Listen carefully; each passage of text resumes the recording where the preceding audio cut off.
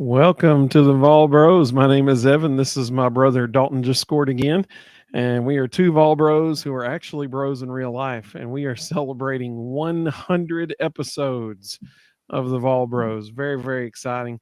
This is so cool. 100 are already here. And we did it in less than 2 years. So that's pretty cool. More than one episode a week for sure. So we're very, very excited about tonight. Obviously, we're going to talk about the Tennessee basketball team. Dalton Knecht beat Florida almost all by himself. And then we're going to talk about, they have obviously a huge game coming up this weekend that is an orange out and the Food City Center at Thompson Bowling Arena. And then, we're going to end our show by saying our favorite moments from the first 100 episodes. And we got some folks to thank in the midst of that. But Rustin, what was your immediate reaction to the Tennessee-Florida basketball game? I think Tennessee's finding its identity. We look really, really good when we run two-man game with Dalton Knecht and Jonas Adu run the high ball screen and pick and roll.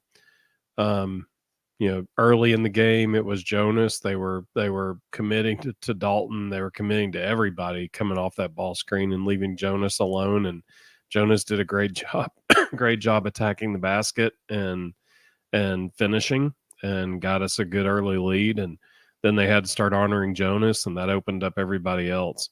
It was funny, the last 20 points of the first half were Dalton, but before that, it was actually pretty spread thin. Like everybody was scoring. Josiah hit a three, Jemai Meshack hit a couple of shots. Zakai was attacking the basket. Santi hit a couple of shots. Like, it was pretty diverse scoring. And then all of a sudden it was like, okay, Dalton's going to take over now. The other thing that stood out to me, my goodness, Florida's post players are incredibly unskilled. Like, they are just a bunch of tall, lanky, athletic kids flying around hoping a ball bounces in the rim because they sure can't shoot it. And their ball handling, their passing, their shooting. Oh my, like, that was the worst post game I've seen in the conference by far. Yeah, they're the Florida big men, and really a lot of them missed some really, really just gimme layups that certainly helped Tennessee. Obviously, you can't say enough good things about what Dalton did. I'll save a little bit of that for my player of the game.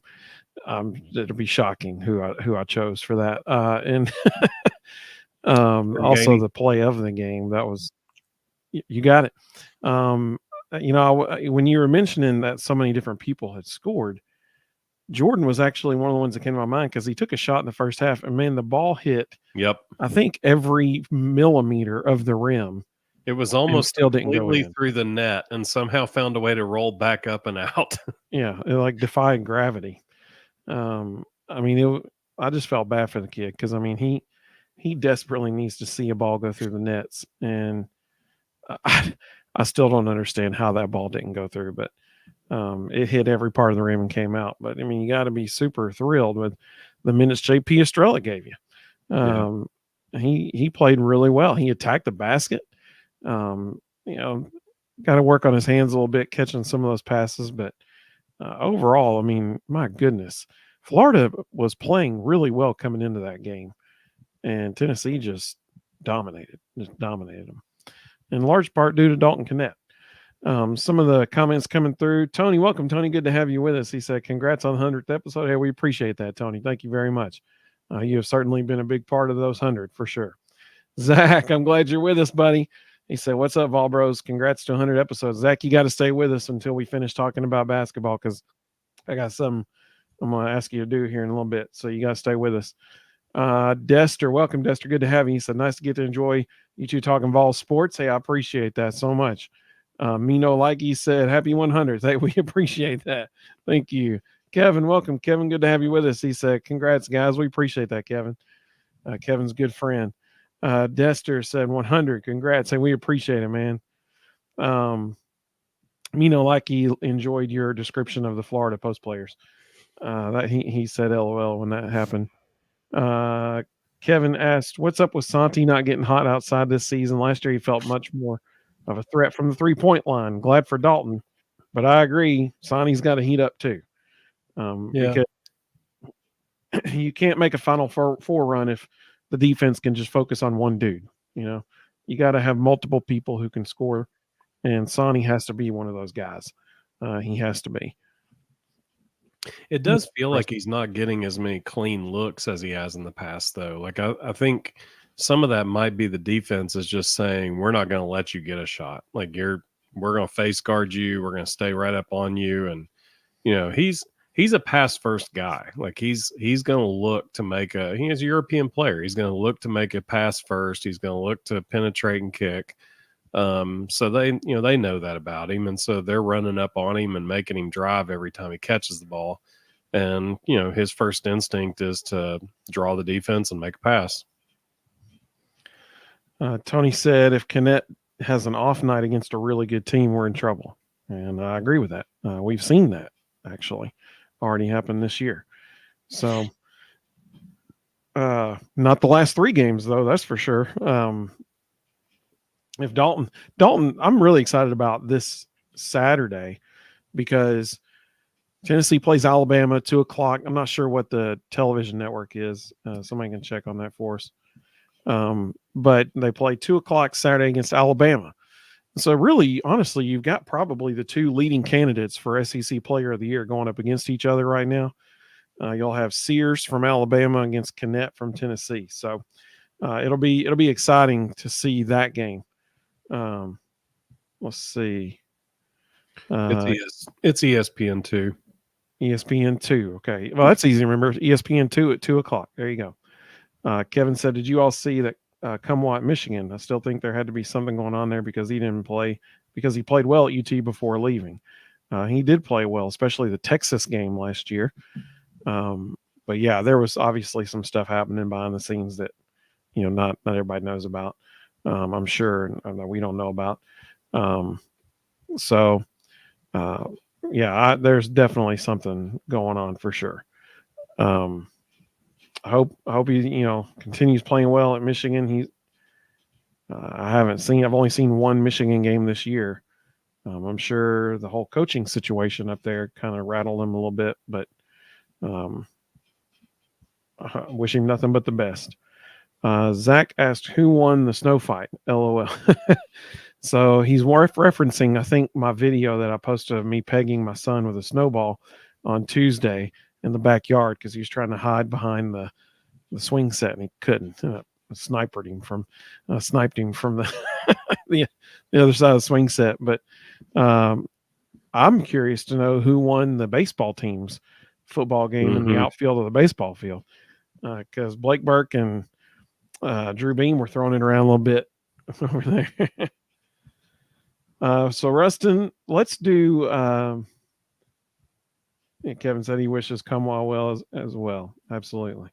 Rustin, I think. Well, go ahead. Were you going to say something? I was just going to say he's having a decent year. Michigan is not. They're 7-10. Right. So he went for greener pastures, and they have not been that. Well, let's do this. Let's start with player of the game, and y'all can let us know in the comments who your player of the game is. I'm sure we'll all be totally shocked who everybody picks.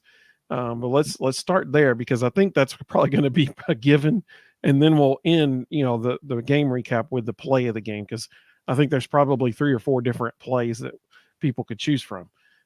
So, Rustin, who was your player of the game? Hang on, I'm studying the box score. Yeah. Yeah.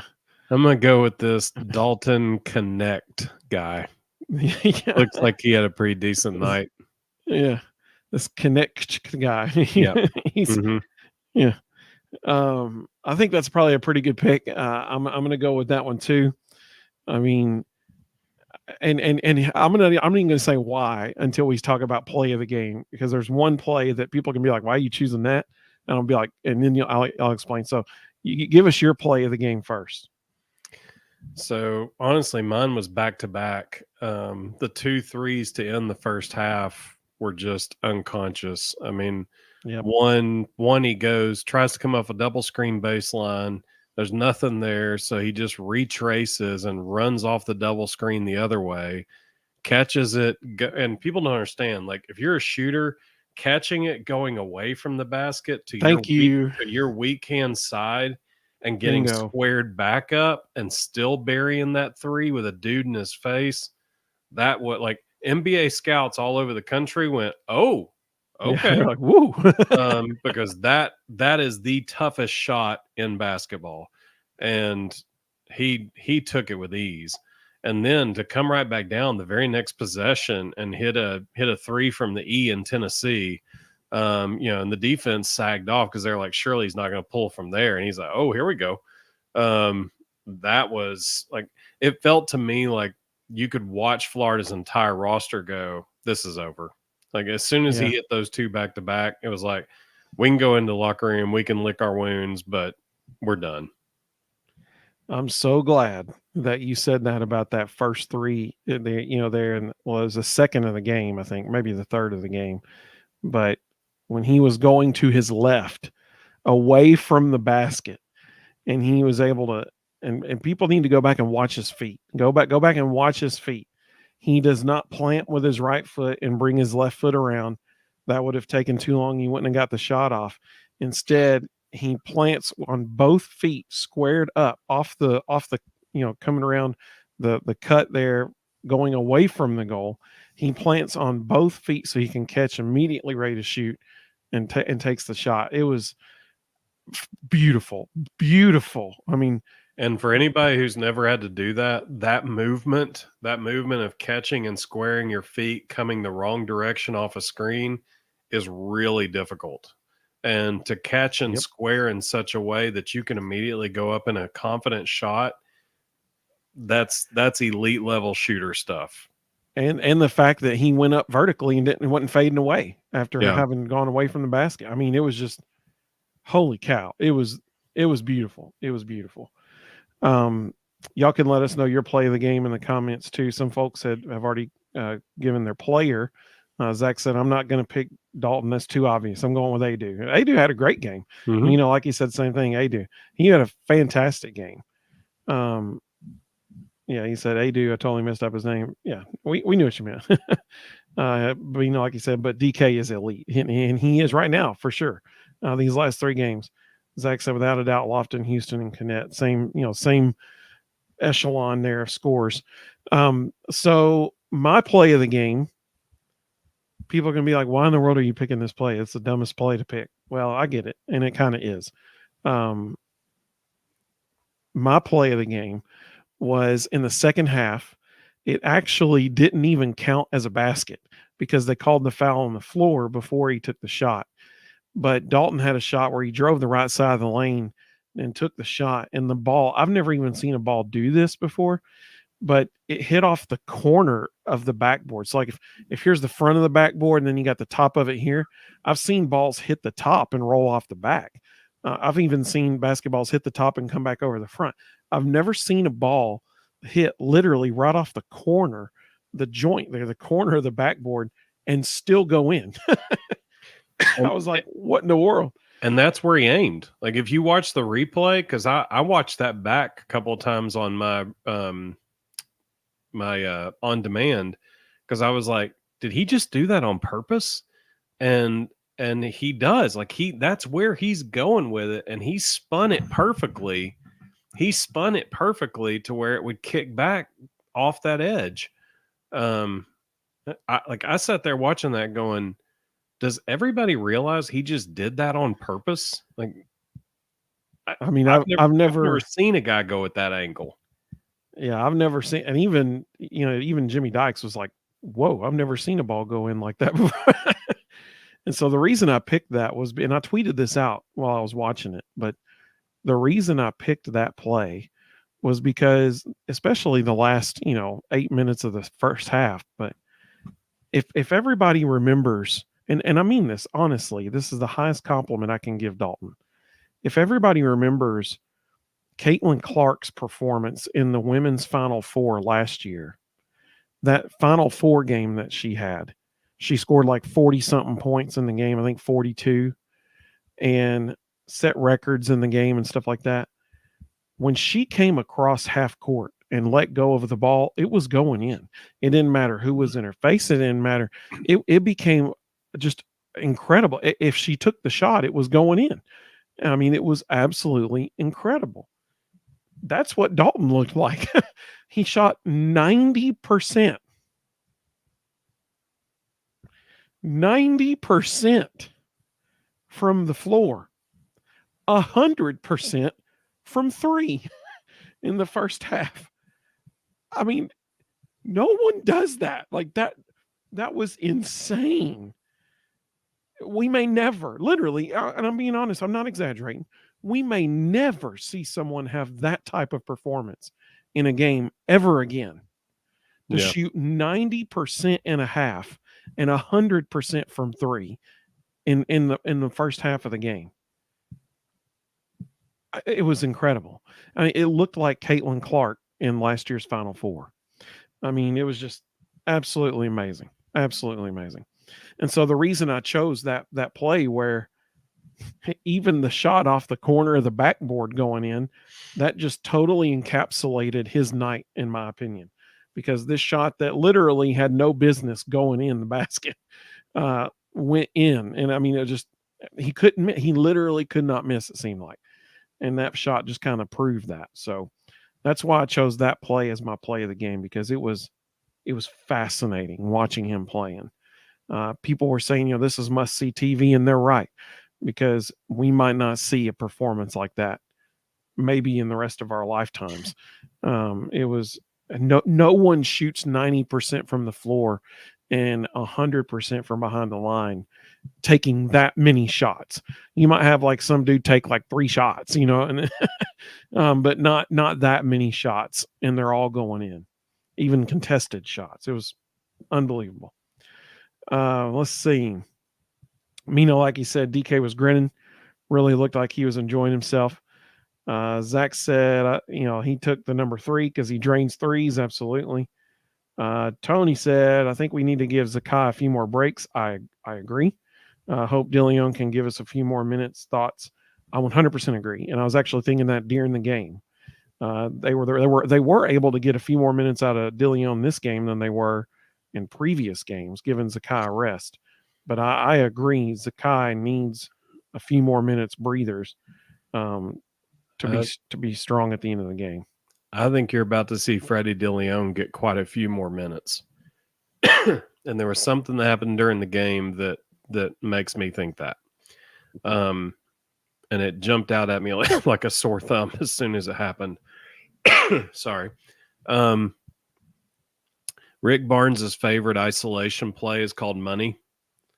It's actually the play we were just talking about where Dalton got his shoulder squared. He takes 2 guards and sets them up about 35 feet from the basket, and they're just feeders, but they pull their 2 defenders away from the basket. So basically their defenders are just standing out there. And then the 2 post players set up on the baseline. And in this case, Dalton has free reign to use those 2 guys as screeners as much as he wants. And he just sprints his dude around and around and around until he finally gets freed up. And they get him the ball and he gets his shot. It's called money. You'll see Coach Barnes yell it all the time. You'll see the players go like this. That's all it is. It's just Dalton or Santi or somebody is about to turn their guy into a road runner trying to chase them around screens until they're open. The guards are told, do not throw it to the guy who it's called for, in this case Dalton, until they are 100% open, because that means it's their opportunity to shoot. The first time Freddie DeLeon was on the court, they ran money, and he threw it right to the opposing defender. Right to him. Like it was obvious DK wasn't open, and DeLeon just threw a chest pass right into the defender's hands, and had an immediate turnover, and they went down and got an easy basket. Normally, if a point guard does that with Rick Barnes, somebody's heading to the table and that dude's out Immediately. He didn't pull Freddie. He let him play through it. That tells me that they are about to give him a lot more minutes. They want him to make mistakes. They want him to learn because they're planning to play him more. Yeah, I think that's a fair point. He certainly got the most minutes, I think, Tuesday than he did all season. He was in the game quite a bit. Let's see. Zach said the fans were wanting Dalton to score 40, but Rick Barnes was upset at the end because he was taking the shots the fans wanted instead of doing what they were wanting. They mentioned that. That's not why Rick was upset. Well, they did. Jimmy Dykes and them were talking about on the broadcast that maybe that's what he was upset about. Rick was upset that Zakai begged Rick to put him back in the game. They caught it on camera. Rick ripped Zakai a new one on the sideline when he called timeout to sub in those last three guys. Zakai came up to him and said, "Leave DK in and let him shoot it." And Rick went off on him. That's what Rick was mad about. Let's see here. Any other thoughts about the game Tuesday? It's a really good win. Zach, I'm going to post a link in the comments. If you're able right now, you may be at work. I don't know. But if you're free and you can, if not, just tell me in the comments and I'll just show you what I'm going to do. But if you're available, I want you to click on this link and all right, good. So Zach's at home, so good. So all right, so Zach, I'm going to post this link. This link is for Zach. I want you to join us on the air real quick. So that link that I just posted is for Zach.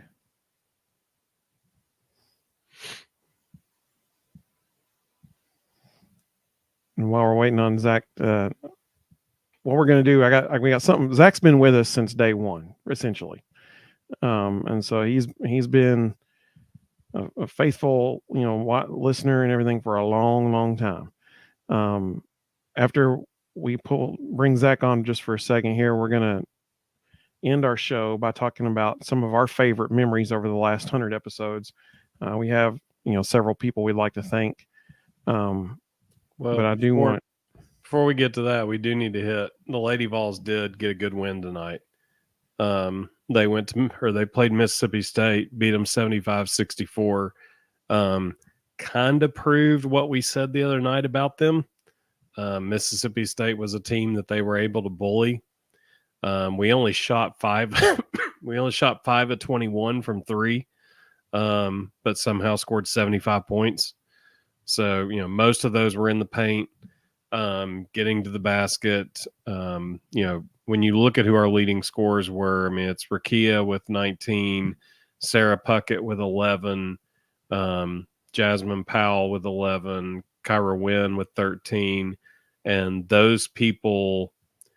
So Jasmine Powell hit 3 of the 5 threes, but outside of her, the other 43 points came on 1 3-pointer.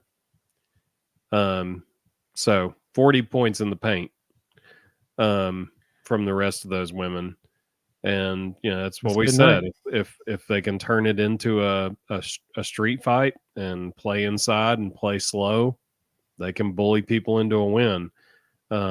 Mississippi State is not athletic, and it just kind of proved what we talked about the other night. So Zach's with us now. He's backstage. I'm going to bring him on here. He is rocking his rifleman hat. That's what I'm talking about. Zach, and look, he's taking a page out of Rustin's book with the good name there, the humorous name. We ate gator meat Tuesday night. Gator on a stick. That's what we always had at the Riverbend and Chattanooga Festival. Yeah. So Zach, I just want you to know, man, we appreciate you. For everybody who's watching, this is Zach. Zach has been with us essentially since one of our very first episodes. Yep. Almost 100 episodes ago now. And so Zach is a faithful, watcher and contributor. And he always, gives us awesome comments, and he's actually joined us on the show live a few times. And so, Zach, you've mentioned a couple times, man, I want one of those honorary bro shirts. That'd be awesome and everything. Well, Zach, here's the thing, man. Every time we have a special guest on our show, we give them a shirt as a thank you, as an honorary bro. Well, here's the deal, buddy. We're going to give you an honorary bro shirt as celebrate 100 episodes. It's, we appreciate you, man. We're thankful for you. That's nice. I like it. Thank you. So here's what I need you to do for me. I need you to email us at thevolbros@gmail.com and let me know what size you want and where to send it. And we're going to send it to you. Okay. Okay. On your website or? Yeah, that works. You can just email straight to, I think I actually have a banner here, or we can probably put it in the comments too. Yeah, I'm putting it in the comments. Cool. Okay. But Zach, before we leave here, I want to hear what's your favorite moment of the last 100 episodes that you've been with us. What was your favorite moment? Oh, there's so many. Seeing Weston off his takes, but I like to read commentary out of his. When he comes on there, the episode with Josh Mancuso, that was awesome. Man, there's so many. The country singles that y'all had on here. I mean, there was so many to count. That's a good point. We have had countries. We had Thomas Edwards on here. Yeah. That's a good point. Yeah, I totally agree, man. When Josh joined us as Lance Decker, Coach Lance Decker, that was awesome. So we appreciate you, man. I want you to know that. I keep trying to tell him to do it again, but he's not responding to my emails. Yeah, he needs to, right? I mean, like that's what put him on the map. So I agree. He needs to bring Coach Lance back. But I just want you to know, man, to celebrate 100 episodes, we're giving you you are an honorary bro now, Zach. And we're giving you a shirt. That you're the man. We appreciate what you're contributing to the show. You're the man. Thank you. I love the show. We appreciate it. Well, stick with us for the rest of it here, and we're gonna wrap it up with talking about our favorite moments and thanking some folks. But we wanted to make sure that we got to give you that shirt. So just email us and the size and the address you want us to send it to, and we'll get it on its way to you. Okay. Thank you, Zach. We appreciate you, man. Yeah, appreciate y'all. Thank you. We'll see you, buddy. If you've got the email address on a lower third, for some reason it's not letting me comment. I'm not sure why. Okay. Yeah, I'll put it up there real quick. Go ahead. It sound like you're about to say something. Mm-mm. So, Zach, it's thevolbros@gmail.com. So you can just send it right there. Thevolbros@gmail.com. So, looking back over 100 episodes, I was thinking about some of my favorite moments. One of my favorite moments was, I think it was in January of this year. We did, or actually last year now, we did our top 5 plays from the 2022 season, which we need to now do our top 5 plays of the 2023 season. We need to do that episode for the football season, but we did top 5 plays, and all 5 of Ruston's were Jalen Hyatt's 5 touchdowns against Alabama. That cracked me up. So that was one of my favorite moments. I thought having Cole Kubelik on the show was just incredible. I vividly remember. So here's a little backstory of how we got Cole on the show. I was sitting in the floor of my son's bedroom. We were down there doing Legos or something. I can't remember what we were doing. And I had an idea. And so I messaged Cole on Twitter. I laid out my spiel of here's what I'm thinking. Here's what we'd like to do. He had just started his podcast at the time. And so I explained how I felt like it could benefit him as well, because at the time we were averaging, like in December and January of 2021, 2022, we were averaging almost 1,000 views a day on our channel. And so I told him that thing. And I mean, shooter's going to shoot, right? So I sent him the message, and no joke, 10 minutes later, maybe not even that, he replied back on Twitter and said, "Let's do it." And I lost my mind. Like, I went running down. I ran out of my son's room, ran across the house to my wife, and I went, "Shooter's gonna shoot!" And I told her, I was like, "Cole Keeble just agreed to join our show," and she was super excited for us. And I texted Russ, and I was like, "Go look at Twitter. Go look at Twitter." That was really exciting. So that moment was really cool. Getting to have Josh Mancuso on our show for the first time was really cool. He's joined us twice now, which was awesome. There's just been a lot of really cool things that have happened. Rustin, what are some of your favorite moments? I'm going to rank them. I'll give you my top 3. So I'm talking about. So number 3 is every episode we've been able to do with Reed Carringer. I love talking X's and O's with Reed. Just really enjoy chopping it up with him and breaking down the things that we're watching, and just really enjoy his perspective. Number 2, he's always very level-headed and very rational and has excellent takes. I agree. Yep. Number 2 would be not just the episode with Cole, but everything with Cole since then. For those, a lot of you don't know this, Cole Kublik is unbelievably accessible. I mean, he and I message each other all the time about football. He loves to talk X's and O's. He loves to talk ball. He has quoted me on their radio show on stuff that I've sent to him. I mean, every time I reach out, he responds. He reaches out to me every once in a while. It's been wild because, anytime you reach out to somebody like that, you're like, man, it's awesome. He was willing to do it once, but he's built a relationship, and it's been just amazing to watch. And you just don't, when you see those guys on TV, you just don't see them as somebody who could just be somebody you chat with. And it's been really cool to watch that unfold and just see his willingness to be accessible. It's pretty remarkable, and it's definitely not normal. And then number 1 is a 5-way tie. That would be Jalen Hyatt's first, second, third, fourth, and fifth touchdowns against Alabama. Yeah, that was really cool that we got to do this show, and celebrate such great wins that we've had, like the Orange Bowl win, and those things. That's been really cool. It's been really neat that you mentioned Cole, his availability, accessibility, Austin Price and Jason Swain. I mean, they were just amazing to work with, and they were fantastic. And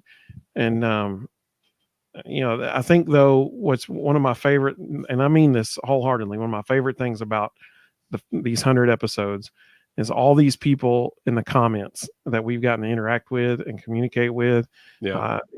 It's so cool. People ask me about the show sometimes, and like, well, Zach, for example. So somebody was asking me, the other day about who was commenting. I said Zach, but I was like, I hope he's on the show. He works on Thursday nights, so sometimes he's not there. Like, I knew Zach's work schedule because we've developed a community with all these people whose names we see every week. Sometimes twice a week, and that's been so cool. People in the comments have gotten to learn each other and who each other are. And it's cool to see them interacting in the comments during our shows. I mean, we got people from Tennessee, fans from Florida, Alabama, Tennessee, apparently West Tennessee, formerly from Michigan, like that are all joining the show, and they know each other now. And so you'll see them interacting with each other in the comments. And it's really cool. It's like a community has developed. And I think, honestly, that's probably my favorite thing of all. So Rustin and I, we've always, enjoy talking with our dad about Tennessee football and stuff during the games.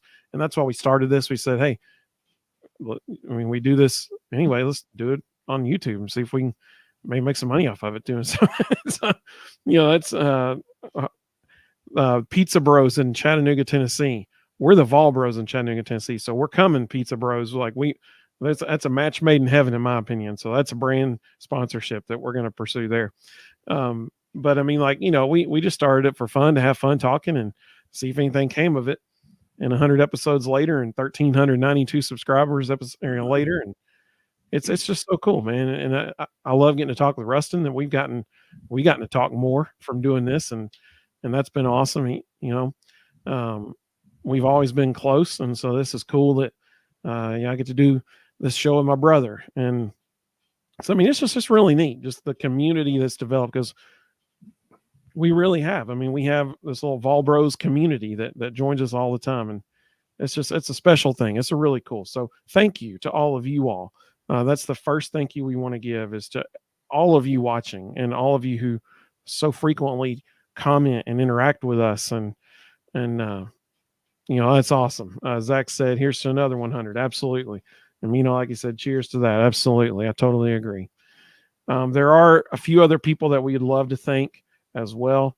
I think we would both be remiss if we did not thank our wives and our kids for allowing us to, every Thursday and Sunday night they're just cool with the fact that they know we're going live, and they've been so supportive. Amy, Rustin's wife, she told us, she's like, because somebody recognized us one time, which was kind of cool, but she goes, y'all are like Z-list celebrities. Z-list. I'm like, yeah, that works. We might have crept up to Y or X by now. Yeah, maybe so. So that, but they have been, man, they've been so supportive. And so we really appreciate them. Tri-Cities Vol said, congrats guys on the first 100 and many, many more. Hey, we really appreciate that so much. That's cool that we get to hear Tri-Cities Vol's comments now from Twitter, because when we first started this, Twitter wasn't available to see the comments on the screen, and that's been cool to see as time has progressed. That's become an option recently. Instagram, we can live stream on Instagram now, so in conjunction with Twitter, YouTube, and Facebook. So we might start doing that. Zach said, as long as you're on the list, you got to explain, Zach. I don't understand that one. As long as you're on the list, right? Maybe he's like about to, further explain it. I think he was saying, he's up at the top. He said, am I number one, Russ? And then down at the bottom, he said, as long as you're on the list. Zach, you are number one. Ricky's joining late and very confused. Ricky said, is this a farewell show? Ricky, we actually you need to listen for the next 5 minutes, Ricky, because you're about to hear your name. We're about to say your name on the air here for without expletives. Reason. Yeah, exactly. Zach said we were Z-list celebrities. He says, hey, as long as you're on the list. Rest in peace. Thankfully, this is not our last episode. We will be back on the air again Sunday night. We're actually going to try to have Reed with us either this Sunday or the following Sunday. I got to talk with him about it first. So, Reed, if you're listening, here's your invitation. But Tony said, I'm from West Tennessee. I haven't seen all 100 episodes, but the ones I've seen have been great. Y'all let us have a voice too. Thank you. Hey, man, I appreciate that so much that you said that, because that's one of the things we want to do. We want Vol fans to have a place where they can express what they're thinking as well. I really do appreciate that. Dester said, you two are first class, is why it works so well. Go Big Art. Hey, we appreciate that, man. Thank you so much, Dester. You're the man. We appreciate that.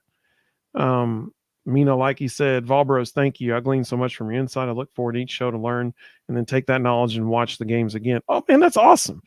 Thank you so much. That's so cool. Thank you. It's funny he said that, because I was going to say one of my favorite memories was when we unpacked the Tennessee extra point injuries. And yeah, at the next game, I'm sitting there watching the game, and all of a sudden a random lady I've never met before messages me through Instagram and goes, hey, you were talking about those fake injuries? I just saw him do it during the yeah. I was telling Becky my husband that's not real. He's not actually hurt. Yeah. Absolutely. That's awesome. Mino Likey. So we have a female listener. Is that what we're Hey, that'd be awesome. That means you're our fourth female listener. Because quota is going up. That's right. That's what I'm talking about. Thank you so much for joining us. Volling Out Podcast. Hey, everybody check out their podcast. It's a big fan of you guys. Go Vols. We appreciate that very much. That's what I'm talking about. Yes. So it is 4. a lady. Number 4. We're Yeah. almost That's what I'm to a talking whole about. 5. Yeah. Thank you so much. That's awesome. That's fantastic. I love it. So Zach said, get Reed and Josh on one episode. So funny. Josh actually told us he wants to come on an episode and be the third Volbro like we're triplets. That's what he told us he wants to do. So we're excited to do that. But I have a list of a few people here that I really want to thank. Ricky, I hope you're still watching. It says I got 2 people on Facebook right now. So Ricky, I'm banking on you being one of them. These people have joined Ricky us. What we're doing, Ricky? This is our 100th episode. Yeah, that's right. And so these people that I'm about to mention, they have joined us on air, and we got to interview them, and we are so appreciative. And we want to let all of them know how thankful we are that these folks joined us on the show. These are our honorary bros. I've got some ideas, actually, 2 ladies in mind that I'd love to have on the show as honorary sisses, I guess. And so, well, we'll have one within the next month because we're moving into softball season. So Michelle, of course, who's the voice of Lady Vol softball on SEC network, will be with us at some point in the next 4 weeks. Yep. So I'm very excited about that. But these people, I want to thank I want to thank these folks. Reed Carringer. Reed has joined us numerous times. He has agreed to come on our show once a month, and we are so appreciative of that. Jerron Mayman joined us recently. Tyler Goldberg, who used to work in the athletic department at UT, joined us all the way from Maryland, I believe, is where he joined us from. Cole Kubelik from SEC Network. Austin Price from On3 Sports, VolQuest. Jason Swain from 99.1 The Sports Animal and the Swain event. Former VFL there as well. Or I guess VFL. You're not never a former VFL. Rob Murphy, basketball player who played for both Bruce Pearl and Conzo Martin. Charlie Burris, who is on A to Z Sports out of Nashville. He lives in the Knoxville area and is on the radio in Nashville. Jeff Kate and Justin Sims from Off the Bench Sports in Chattanooga. Ricky Allison, who's our reporter in the field. Isn't that right, Ricky? Ricky, now you know what? This may actually be one of my favorite moments ever in our show. The beginning of the 2022 basketball season, when the basketball team was in the Bahamas. Ricky was there, and he was sitting on the row behind Josiah Jordan James' dad. And there was the second the second game of that tournament. There was like a lot of optimism that Josiah was going to play, and people were wondering, is he going to finally step on the court for the season? Because if you'll recall, he missed like the whole first month of the season last year. Ricky, sitting behind Josiah's dad, was talking to Josiah's dad, found out that Josiah was not playing, texted me and Rustin and said, hey, just so y'all know, Josiah's not playing in this game. His dad just told me I'm sitting behind him. And so we tweeted out breaking news essentially from the Bahamas. Josiah is not playing in this game. And then like 13 or 14 minutes later, ESPN tweeted out Josiah Jordan James out for today's game. So because of Ricky was the person who broke the Josiah Jordan James news of his injury, status that day. And so he allowed us to be the people who tweeted it out. And so we really appreciate that, Ricky. So then we got to actually interview Ricky from the Bahamas while he was down there during that tournament. So that was really cool. And he told us about, on air about getting to talk to Josiah's dad. We've had Thomas Edwards on the show, VFL Thomas Edwards, former offensive lineman. We had Malik Foreman, VFL Malik Foreman. Ricky said ESPN didn't credit him. They should have.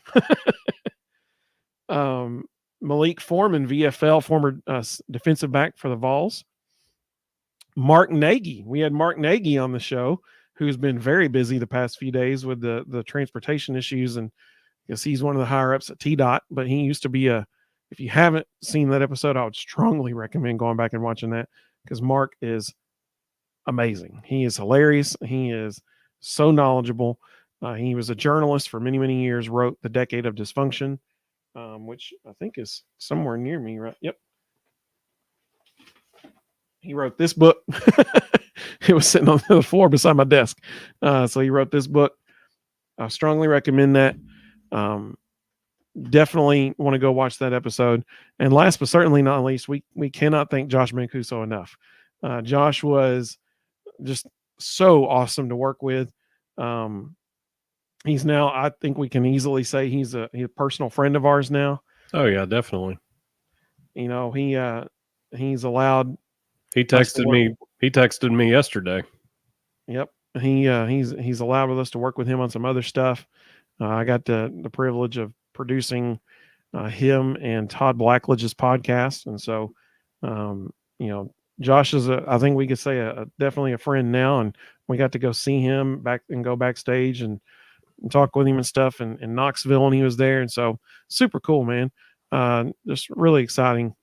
It's awesome what these 100 episodes have done, and the people we've gotten to meet and talk with, and all of you are included in that too, because, you know, we've gotten to, I mean, Carl from, you know, he was like the college football pick'em champion for a long time.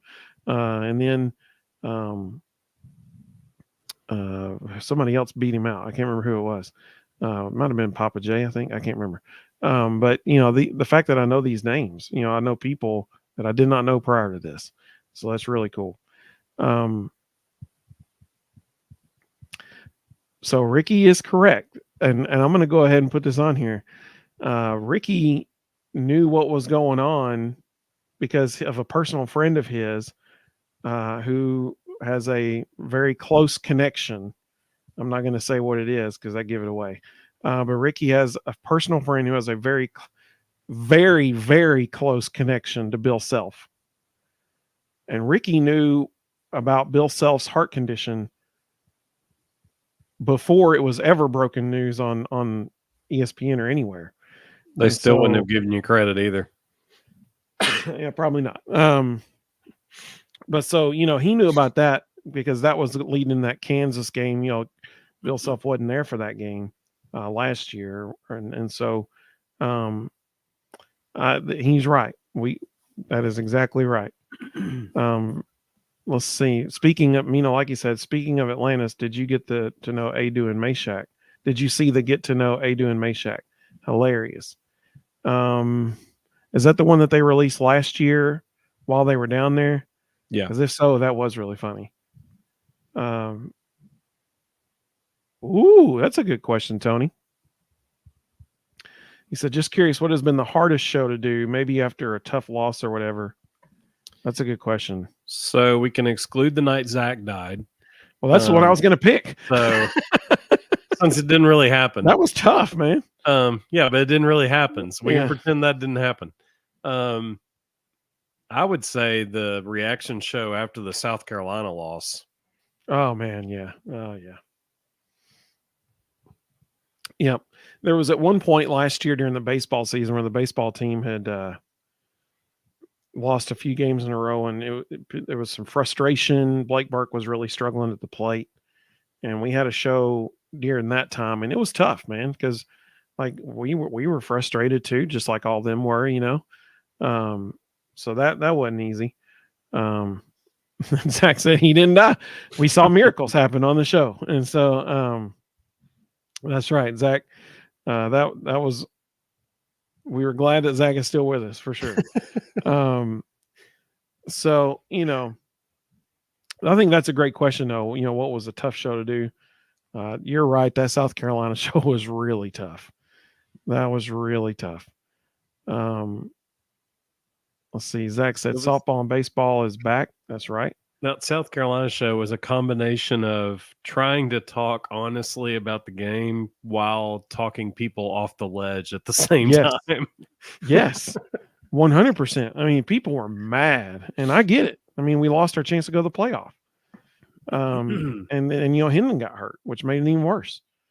Like he said on X, I said your show is so good, I'm not even sure until I see the show if I even enjoyed the game. I appreciate that. You're very kind. Thank you so much.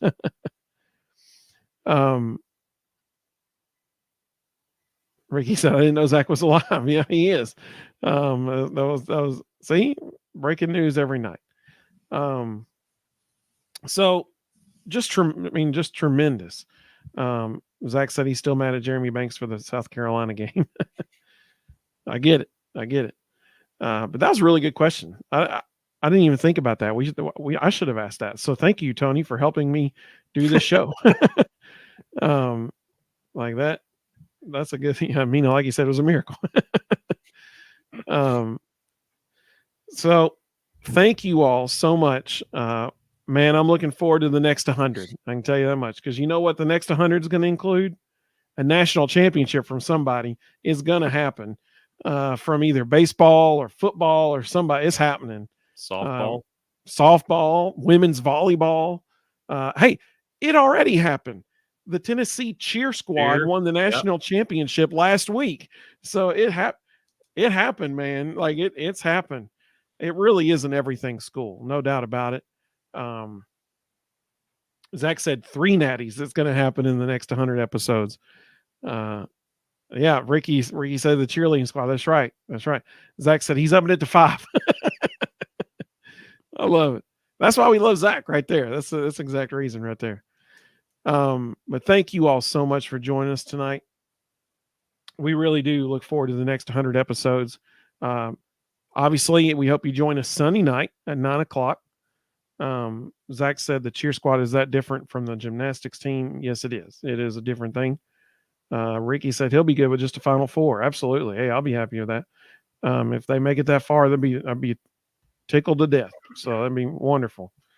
We hope everybody joins us Sunday night at 9, because huge game. Ricky's going to be there at the Orange Out. Make sure you wear your orange, Ricky. On Saturday at 2:00 p.m. at the Food City Center in Thompson Bowling Arena. And then we will have our reaction show Sunday night. What were you going to say, Rustin? I was going to make a sarcastic comment about the Food City Center being full of oranges, but I'll let it go. Oh, nice. Very nice. Well played, sir. Well played. He said it's still the dumbest thing ever to call it. Why they changed the name. Yeah. Kevin said, Zach, I can cheer, but no gymnastics for me. So Kevin saying that he can cheer, but he can't do gymnastics. So they got to be different things. He said, I pulled my back just sleeping last night. I agree. Oh, he said Orange Out is the dumbest. So why is the Orange Out the dumbest thing ever, Ricky? Ricky, you picked humorous hills to die on, man. Like that cracks me up. Ricky, I heard Nico wanted the Orange Out. Yeah, that's what I heard. Yeah. He said he's good with the Food City Center. He just don't want the Orange Out. That's pretty good. I'm waiting to hear what he says about why he thinks it. Zach said it's going to be a huge win Saturday versus Bama. I hope so. I mean, no joke. We have the 2 leading candidates for SEC Player of the Year going against each other. Ricky said it should be an Orange Out every game. I get that. I understand. Sometimes people wear white or gray or black, though. So Summit Blue. Absolutely. That's a good point. Yep. So I get it. I understand. It will be interesting because unlike football, where it would be orange versus crimson, it will be all orange in the stands with white versus crimson on the jerseys on the court. Let's see. Tri-Cities Vol. Tri-Cities Vol said for $8 million, they can call my house the Food City. I love it. Amen, brother. Amen. I'd take 7. I mean, you know, Zach's calling a 21-point win, 22-point win.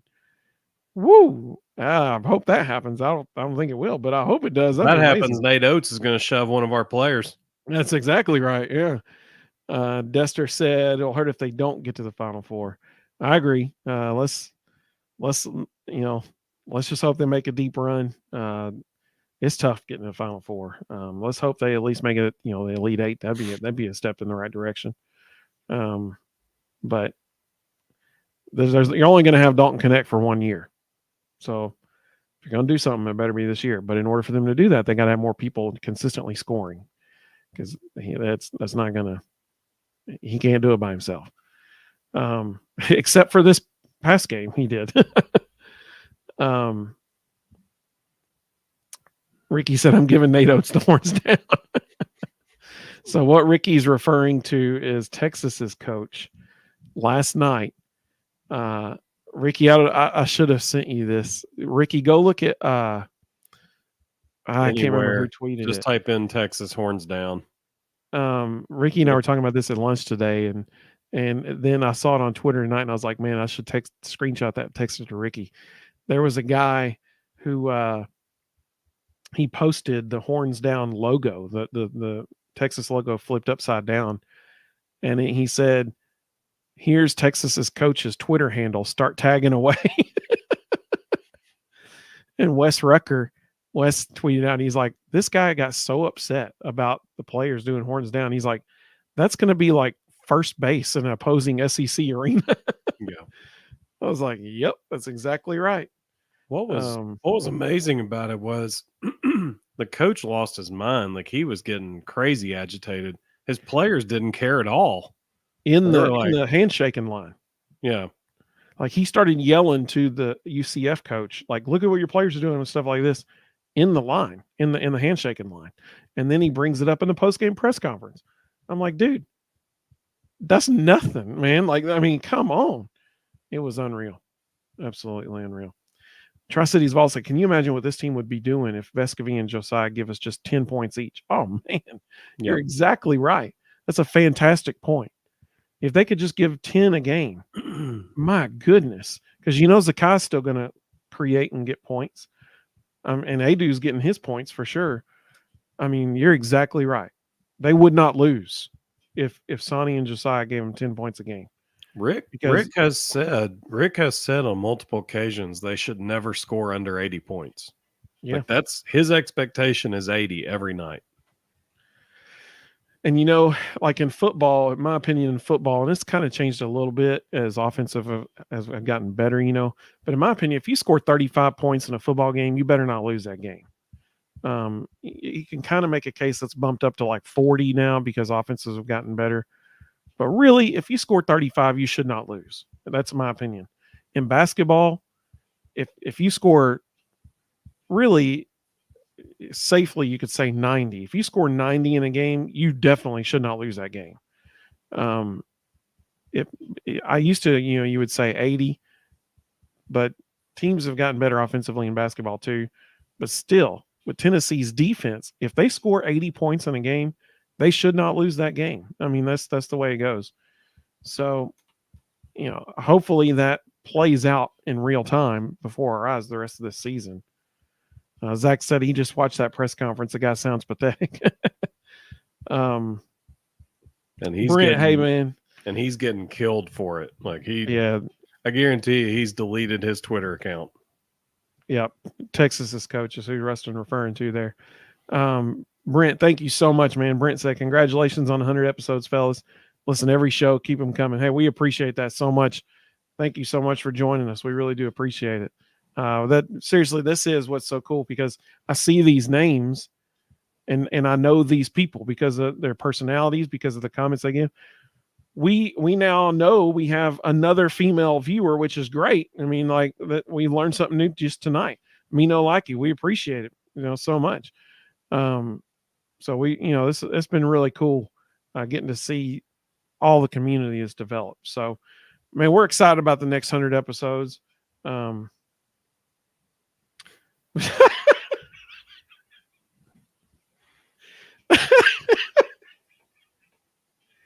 sorry.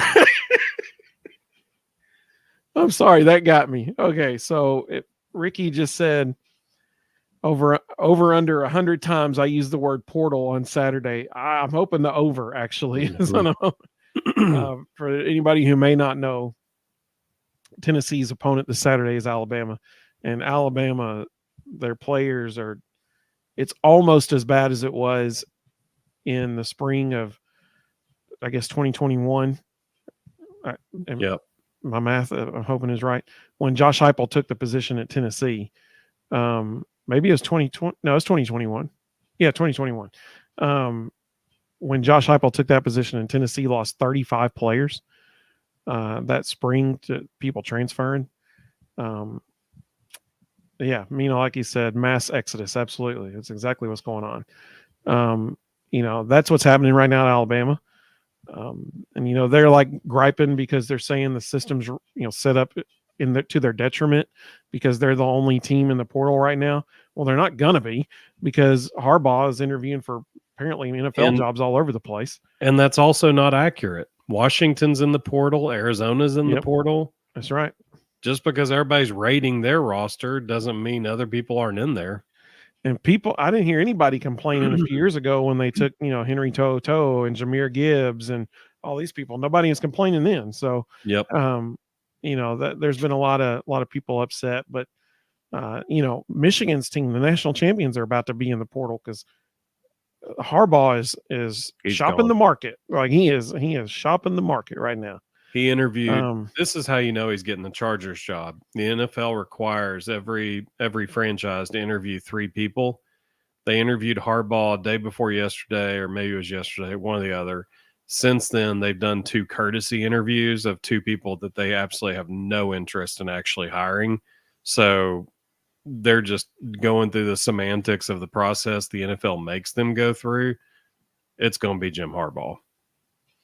I mean, he's already interviewed for that job, the Atlanta Falcons job. I mean, like he's interviewing all over the place.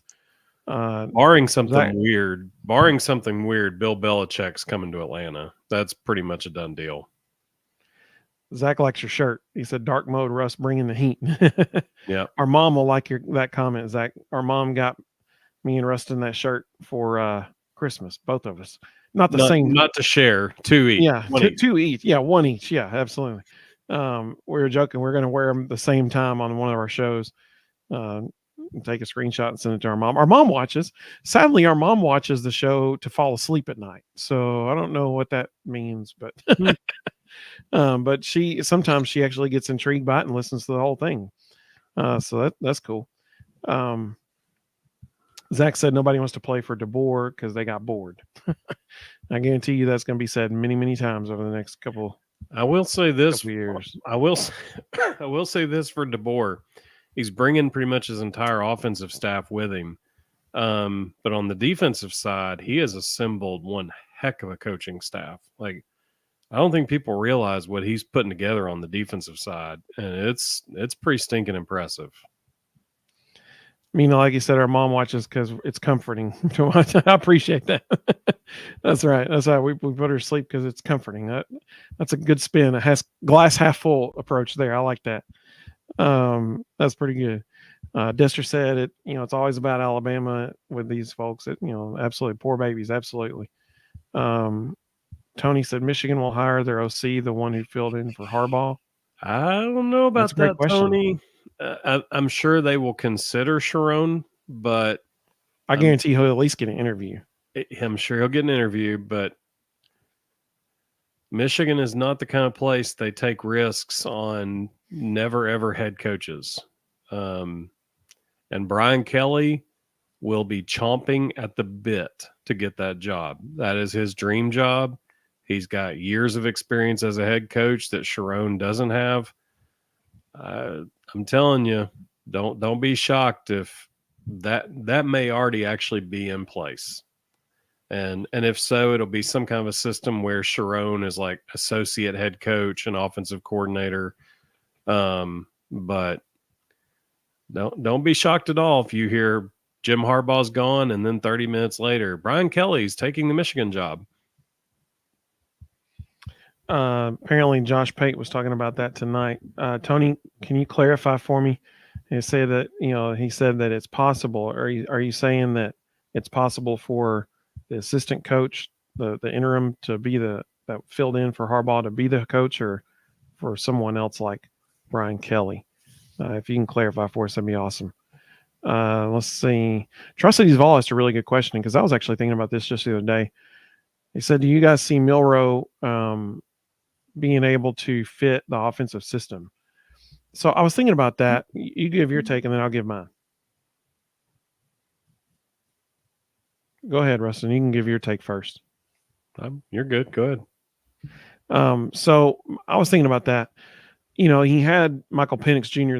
this year, and Michael Penix Jr. was substantially better passer than Jalen Milroe. So if Jalen Milroe can continue to develop as a passer, then I think it could work. But Michael Penix Jr. was certainly head and shoulders better passer than Jalen Milroe. Let's see.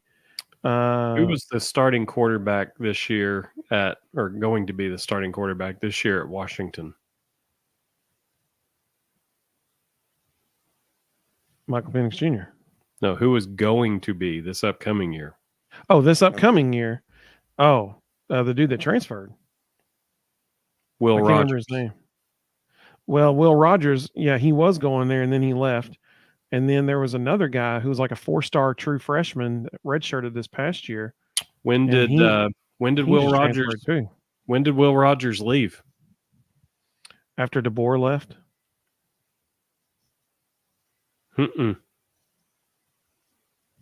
He re-entered the portal the night Saban retired. Huh.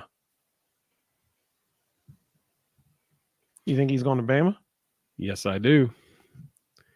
Hmm. And it's now known that the night Saban retired, Bama's AD was on a plane flying to Washington to meet with Kalen DeBoer. I'm pretty sure Kalen DeBoer knew before that plane landed that he was going to accept whatever was offered and he was heading back. And I think he told Will Rogers, hey, guess what? You get to go back down south, re-enter the portal. Huh. Well, and with the 1-year waiver, they can enter the portal 4 times between now and 5 times if you want to between now and August and have a free pass. So, I mean, that's Will Rogers fits what they like to do. Jalen Milroe does not. What's the dude that made it? I can't even think of the guy's name now. It's sad. What's the guy? He was the coach of Mississippi State this year. Didn't even make it 1 year. Zach Arnett. Will Rogers did not fit his system. That's still the most baffling thing. And you know what? That's another one of my favorite memories of our first 100 episodes was when we said that Mississippi State was going to go 4-8 and all of Starkville wanted to tar and feather us. And our comments were blowing up, man, on Twitter and on some dude from Mississippi State took our video and shared it to all the Mississippi State fans. And they were all like, what's going on? These guys are stupid. And they're like, and we said the best part was we said Zach Arnett wants to run the ball first.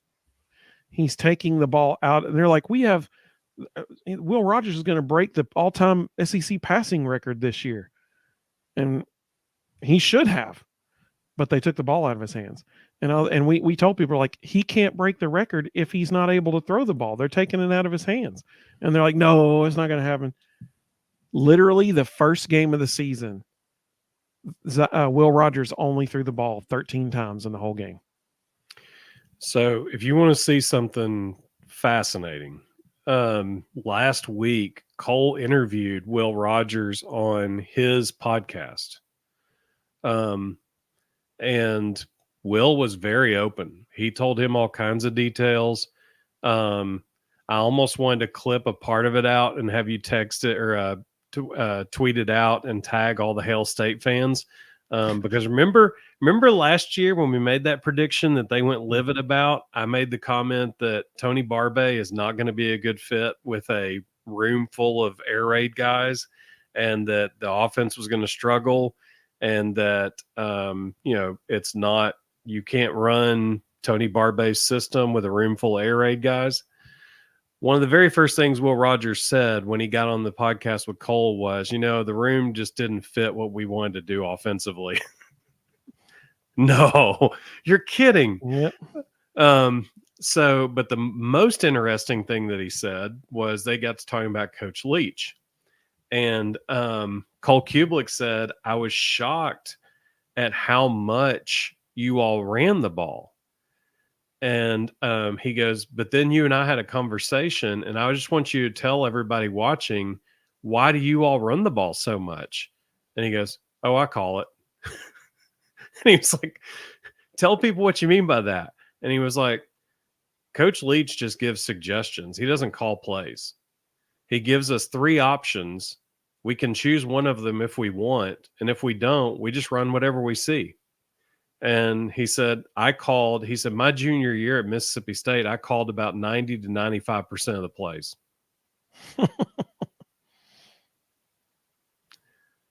Things were a little different as senior year, weren't they? Yeah, when Tony Barbay showed up. But can you fathom that? I mean, when you think about that year Mississippi State had, the last year Mike Leach was alive, like they were pretty good. And to find out after the fact that Will Rogers was calling 90% of the plays at the line of scrimmage on his own, just unreal. Shows a lot of trust from Leach in him. Yeah, absolutely. Papa Jay, we thank you so much, man. He just gave a super chat, said congrats on the 100th episode. Go Big Orange. Hey, we really appreciate that so much. Thank you. You were the man. We appreciate it. Tri-Cities Vol said Milrow to Ole Miss, which means also to Louisville, apparently. Yeah. Because now there have been that's 3, Louisville South. Almost 4. Yeah. That now there's rumors of a 4th player going from Ole Miss to Louisville. No, it's not rumors. It happened this afternoon. It's a done deal. Well, there you go. So now we're at 4. I mean, it's unreal. Mino, like you liked your insight there about the Will Rogers to Alabama from Washington deal, and Ricky said that's tampering. Yeah. Or so now it's called recruiting. Yeah. There's not really a line between those two things right now. And I know Ricky well enough to know he's joking around when he says that too, because it's just a joke right now. People are like, oh, they're tampering. Unless it's your team getting the person, then it wasn't tampering. My favorite thing about this was all the Bama people are like, oh man, people are tampering in the portal, taking our players and all this kind of stuff. And what cracked me up was, I think his name is Armani Jackson, the cornerback from USC. Yep. He entered the transfer portal, and literally the next day, he was at practice at Alabama's practice when they were practicing for the Rose Bowl in Pasadena. And so dude is like, just so happened to show up to Alabama's practice. He literally hit the input button to enter the portal and then got on a flight. It's like, there's no way you can get there that fast. Yeah. I mean that was, I was like, come on, people. I mean, so it's always tampering unless it's for your team, and then it's just good recruiting. The one that I would love to be a fly on the wall, because I would love to know what is happening. But all these guys that are trying to go to Ole Miss, finding out that all the NIL stuff Ole Miss says are all lies, and finding out there's not actually any money for them, all turning around and going to Louisville. Like, why just Louisville? What is that conduit that whenever they hit a wrong turn at Ole Miss, it's like, oh, I'm going to the Ville. I mean, it's why there? What is it that's happening that's causing that? Because that is just a weird dynamic that's happening. Every single one of them, that's where they're ending up. Like, it's bizarre. You're right. Like that. What's going on? It's every single one are going to Louisville. Like you said, Armani Jackson was like, well, I just happened to be in the neighborhood. Oh, let's see what's going on at the practice. Yeah. Zach said Bama's going to struggle no matter if they get Will Rogers or not, because he doesn't have the willpower. Oh, I see what you did there, to carry a team to the college football playoff.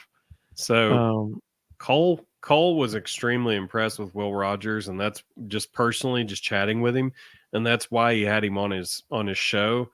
That dude is crazy impressive. His X's and O's knowledge is off the charts.